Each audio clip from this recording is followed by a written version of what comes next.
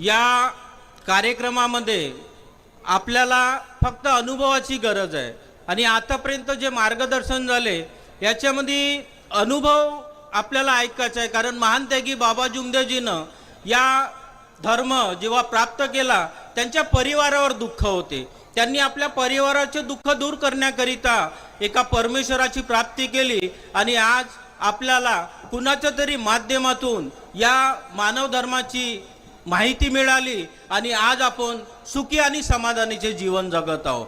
पण ते एक मन आहे, कडून तोय अंगुराचा वेल कडुनिंबावर गेला आणि संगतीमुळे कडू झाला, म्हणून आज आपल्याला परमात्माची संगत मिळाली, म्हणून आज आपण परमात्माचे सेवक झालेलो आहोत। नाही तर आज आमची जे परिस्थिती आहे ते परिस्थिती कशी आहे, आज आम्ही फक्त आपल्या पदाचा विचार करत आहोत, म्हणजे आम्ही पदाधिकाऱ्याबरोबर राहिलो आणि आम्ही स्वतः पदाधिकारी झालो असं एक आपलं मन आहे। पण या मार्गामध्ये महान त्यागी बाबा जुमदेवजीनं जे आपल्याला एक पदवी दिलेली आहे ते म्हणजे सेवक, आणि ही पदवी कोणी घेऊ शकत नाही। आपल्याला काय करायचे आहे, जे महान त्यागी बाबा जुमदेवजीने केलं आहे दुःखी मानवाची सेवा, त्या सेवकामधला फक्त एक शब्द घ्यायचा आहे से, म्हणजे आपल्याला दुःखी मानवाची सेवा करायची आहे।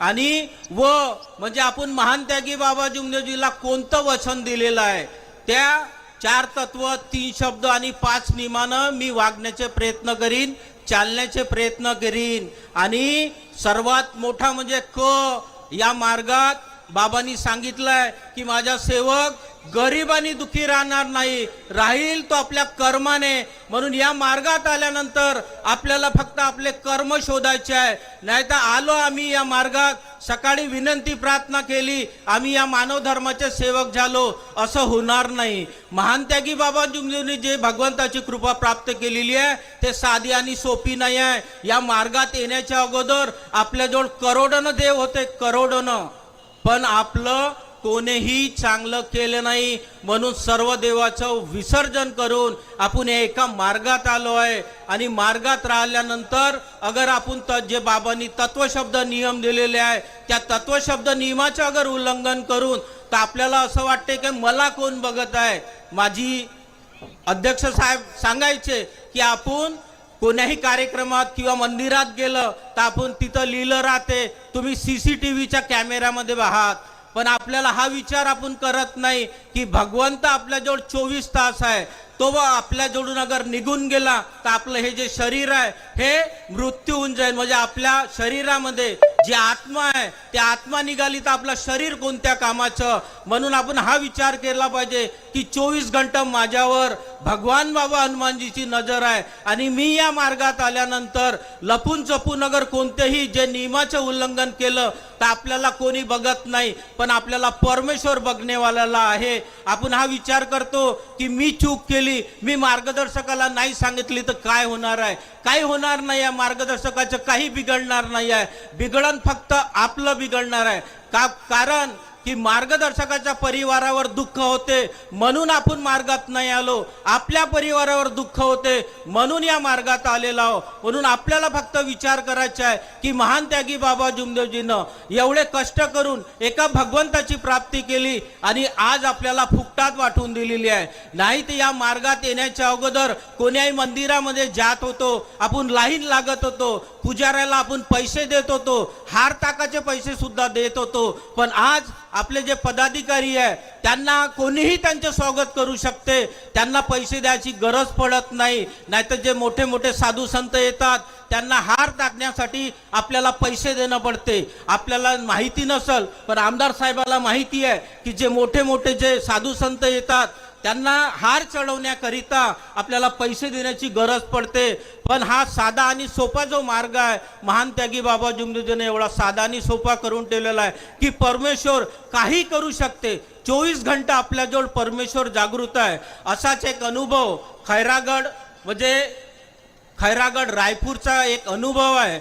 अगोदर ते म्हणजे खैरागड हा महाराष्ट्रामध्ये येते, गुडियारी शहर हे रायपूरमध्ये येते, म्हणजे छत्तीसगडमध्ये येते। महाराष्ट्रातली मुलगी आणि महाराष्ट्रातलाच मुलगा दोघंही आपण बघत असतो की आता शाळेचे शिक्षण झाल्यानंतर कॉलेजच्या शिक्षणाला जातो, मेन म्हणजे हा अनुभव सांगण्याचे प्रयत्न माझ्या ह्या मुली बसल्या आहेत. मी जास्त मोठा नाही, पण माझ्या ह्या बहिणी बसलेल्या आहेत. मी या बहिणीकरिता एक अनुभव सांगू इच्छितो की आई वडील आपल्याला अबाळ कष्ट करून शिकवते आणि शिकवल्यानंतर आपण जेव्हा मोठं शिक्षणाकरिता जातो, आपण फक्त आपल्या आईवडिलाचा विचार करायला पाहिजे की या मार्गात येण्याच्या अगोदर आपल्या आईवडिलाची कंडिशन काय होती आणि आज आपल्या वडिलाची आईवडिलाची काय कंडिशन आहे आणि ते जे अबाळ कष्ट करून राहिले हे कोणासाठी करून राहिले, ते फक्त आपल्या मुलांबाळासाठी करते. म्हणून मुलींनी फक्त एवढं माझं एक सांगणं आहे की आपल्या आईवडिलांनी जे आपल्याला अबाळ कष्ट करून एवढं शिकवते त्यांची मान कधी खाली गेली नाही पाहिजे, असे कार्य कधी करा नको. आणि तेव्हाच या समाजामध्ये आपण मानव धर्माची सेवकी नाव हे सिद्ध होईल. नाही तर आजपर्यंत जे कार्य होत आलेले आहे ते कार्य करा. आता त्या मुलींनी, ती मुलगी मार्गातली मुलगी होती, कॉलेजमध्ये शिक्षण करण्याकरिता गेली आणि त्या कॉलेजमधलाच एक मुलगा होता, त्याच्याबरोबर प्रेम संबंध तिचे जुळले. आज आपण बघत असतो की आई वडील आपल्याला लायण्याचे मोठे 20 वर्षापर्यंत करत असते, पण माझ्यासारखा एखादा येतो 2-4 महिन्याच्या आणि आई वडिलाचं 20 वर्षाचं प्रेम हे आपलं खतम होऊन जाते आणि 2-4 महिनेवाला आपल्याला जो बरोबर जो प्रेम करते तो आपल्याला असं वाटते हाच माझ्या 7 जन्माचा साथी आहे. पण आणि त्यानंतर त्या मुलीने काय केलं, त्या मुलाबरोबर लग्न केलं आणि पळून गेली. पळून गेल्यानंतर ते गुडियारी रायपूरला म्हणजे खैरागडला जे राहत होती ते गुडियारी रायपूरला ते दोघंही पती पत्नी राहू लागले. पण जोपर्यंत मुलाचं लग्न झालं नाही तोपर्यंत त्या मुलांनी कधीही दारूचं व्यसन केलं नाही. म्हणजे त्या मुलीला दाखवलं की माझ्यासारखा साधा आणि सिंपल कोणताही मुलगा नाही.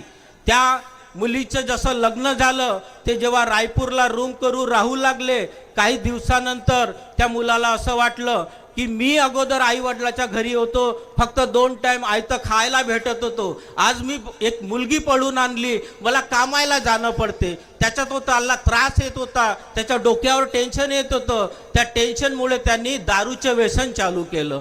आता दारूचं व्यसन चालू केल्यानंतर आता एक वेळा लग्न झाल्यावर काय करणार आहे.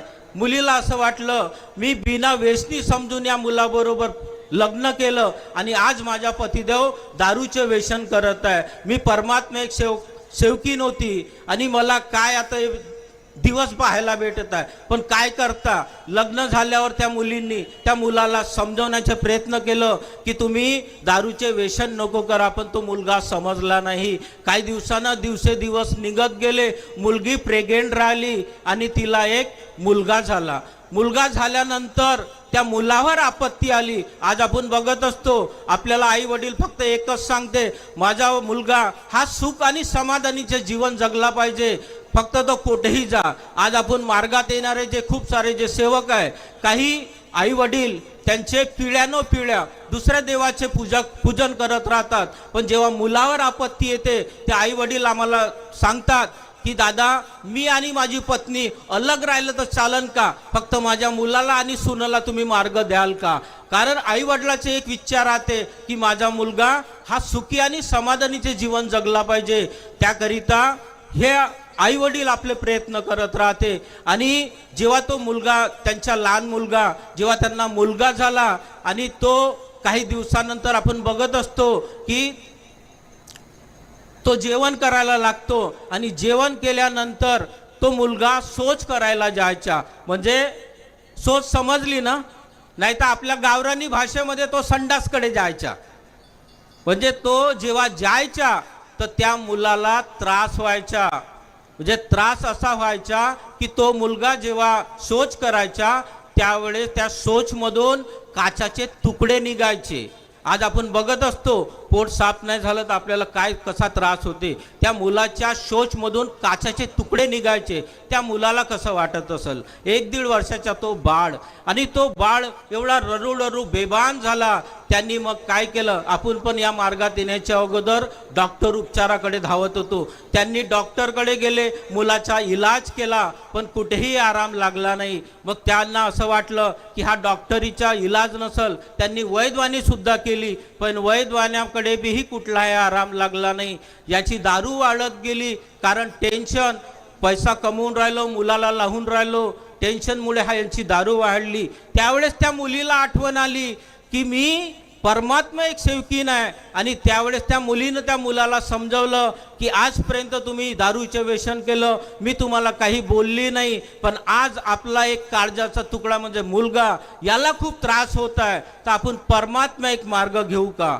त्या व्यक्तीला विचार आला की एवढे जे दुःख आहे, डॉक्टर वैद्यवाणी करून सुद्धा माझ्या मुलाला आराम होत नाही, परमात्मा एक मार्गात आल्यानं काय होणार आहे. पण त्यांनी मुलाकडे पाहून विचार केला आणि पत्नीला सांगितलं. दोघेही पती पत्नी मार्गदर्शकाकडे गेले. त्यांनी मार्गदर्शकाला पूर्ण आपली आपबीती सांगितली. मार्गदर्शकांनी त्यांना कार्य दिले आणि जे दुःख होते, आपण बघत असतो कोणाचे दुःख 3 दिवसात समाप्त म्हणजे दुरुस्त होते, कोणाचे दुःख 7 दिवसात दुरुस्त होते आणि कोणाचे दुःख फक्त नाव घेताच दुःख दूर होते. त्याचप्रमाणे माझ्या पण परिवारावर मी बघितलं नाही, पण माझ्या आजी आणि आजोबा सांगायचे की जेव्हा या मार्गामध्ये आपण आलो म्हणे, 40 वर्षाचे दुःख म्हणे 40 मिनिटात आपल्या घरचे दूर झाले म्हणे. एवढी महान कृपा आहे. त्या मार्गदर्शकांनी त्या सेवकाला मार्गदर्शन केले आणि त्यांना परमेश्वराच्या नावाने एक अगरबत्ती लावायला लावली. क्षणातच त्या मुलाचे दुःख दूर झाले आणि सुखी समाधानाचे जीवन जगू लागले. पण परिस्थिती त्यानंतर एक अनुभव असा झाला, त्यानंतर अनुभव एक असा घडला की आता हा अनुभव झाला, पण आता परमेश्वर एवढा आपला जागृत आहे की काय करू शकते. त्या नंतर आज आपण बघतो की मुलींनी प्रेमविवाह केल्यानंतर तिच्या परिवारातले लोक बोलत नाही. त्याच पद्धतीनं त्या मुलीला पण त्या परिवारानं सोडून दिलं होतं, म्हणजे कोणीही बोलत नव्हते. पण आईच्या काळीज हे दयाळू असते. आई 8-10 दिवसांनी त्या मुलीबरोबर चोरून लपून फोनवर बोलायची, मुलीची विचारपूस करायची. पण एक दिवस काय झालं, त्या मुलीला 15 दिवस झाले त्याच्या आईचा फोनच आला नाही. त्या मुलगी विचारात पडली की आईचा फोन, आई कोणाच्याही नंबरवरून मला फोन करायची, विचारपूस करायची, पण आज 15 दिवस झाले त्या मुलीचा म्हणजे आईचा मला फोन आला नाही. एक दिवस तिची मैत्रीण तिला मिळाली. त्यावेळेस त्या मैत्रिणीला तिनं विचारलं, बाई म्हणे 15 दिवस झाले माझ्या आईचा फोन आला नाही, तू सांगशील का माझ्या आईला फोन करायला. त्यावेळेस त्या मैत्रिणीनं सांगितलं, तुला माहिती नाही का म्हणे 10 दिवस झाले तुझी आई परमेश्वरामध्ये विलीन झाली.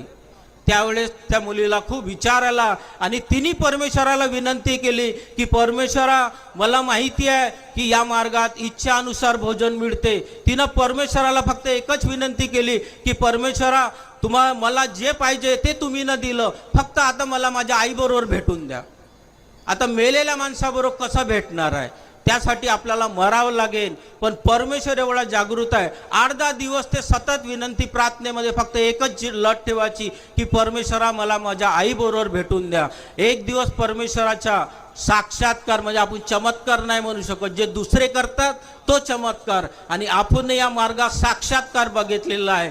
परमेश्वर एक दिवस ते मुलगी दुपारी आराम करत होती, त्यावेळेस तिने अनुभव सांगितलेला आहे की भगवान बाबा हनुमानजी आले म्हणे आणि मला घेऊन गेले म्हणे. तिच्या घराच्या काही अर्धा किलोमीटर नंतर एक तलाव होता, त्या तलावामध्ये ते बुडाली आणि तालाबामध्ये बुडाल्यानंतर सर्व लोक तिला पाहू लागले, पण ती मुलगी कोठेही दिसली नाही. अर्धा पाऊण तास झाला तरी ती मुलगी मिळाली नाही. एका सेवकाने तिच्या पतीला फोन केला की तुझी पत्नी तालावामध्ये बुडाली.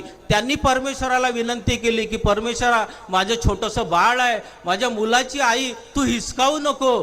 तो आला तालावापाशी, बघितलं पण मिळाली नाही. तालावापाशी परत विनंती केली आणि त्या बाईची काही वेळानंतर अर्धा पाऊण तासानंतर शाळी मिळाली आणि जे गोताखोर राहते त्यांनी त्या बाईला काढलं. बेवस अवस्थेत होती आणि त्यांनी असं वाटलं की दवाखान्यात घेऊन जा. त्या पतीपरबाने सांगितलं की मी एक काम करा, दवाखान्यात नेण्याच्या अगोदर माझ्या घरी घेऊन चाला. तिला घरी ठेवलं. पतीनं सांगितलं की परमेश्वरा, हे लहानसं बाळ आहे, माझ्या मुलाची मला आई परत कर आणि माझी पत्नी परत कर. आता परमेश्वर विचारात पडल की या मुलगी म्हणते मला आईला भेटून द्या आणि हा म्हणते माझ्या पत्नीला मिळून द्या. पण परमेश्वर सर्वाची इच्छा पूर्ण करते. काही वेळानंतर त्यांनी तीर्थ केलं. तीर्थ करता क्षणी त्या बाईला होश आला. तेव्हा तिला विचारलं की का बरं बाई तू कुठं गेली होती. त्या बाईनं सांगितलं मी कुठं नाही, मी आपल्या घरीच होती. त्यावेळेस सर्व परिस्थिती त्या लोकांनी सांगितली, असं असं झालं म्हणून. त्यावेळेस त्यांनी त्या बाईंनी सांगितलं मी परमेश्वराला 8-10 दिवस विनंती करत होती म्हणे. दुपारी जेव्हा झोपली होती तेव्हा भगवान बाबा हनुमानजी आले म्हणे आणि ते म्हणाले म्हणे की चल आज तुझी इच्छा पूर्ण करतो. मला घेऊन स्वर्गात गेले आणि मी आपल्या आईबरोबर बोलली आणि राहिली आणि तिथंच मी परमेश्वराला विनंती केली की परमेश्वरा मला इथंच राहू द्या माझ्या आईबरोबर. त्यावेळेस परमेश्वरांनी मला सांगितलं म्हणते की बेटा तू न मला मागितलं होतं, तुझी इच्छा पूर्ण केली. आज तुझा पती परमेश्वर मला तुला मागत आहे, त्याची इच्छा पूर्ण करायची आहे. म्हणून तुला इथं राहण्याची गरज नाही, तू धर्तीवर चाल. आणि सर्व सुखी समाधानीचे जीवन ते आज जगू राहिले. म्हणून आपण एकच ठेवायचं की परमेश्वर आपल्याला काही करू शकते. फक्त आपल्याला वेळ आहे 4 तत्व 3 शब्द 5 नियमानं चालण्याची. एवढंच बोलून मी आपले 2 समाप्त करतो. प्रॅक्टिकल आहे आणि सगळ्यांनी मनाला लावून घेण्यासारखं आहे. किती जीव ओतून त्यांनी सांगण्याचा प्रयत्न केला. म्हणून माझ्या मुलींनो कधी प्रेमविवाहाच्या भानगडीत पडू नका आणि पडलं त्याचा दुष्परिणाम होतो. अशाच प्रकारची एक घटना घडलेली आहे. ज्या मुलीनं प्रेमविवाह केला, 6 वर्ष झाले, 4 वर्षाची मुलगी होती आणि तिच्या पतीने तिला जाळून मारलं. खोटं सांगत नाही, आपल्या जगात सगळं प्रॅक्टिकल असते.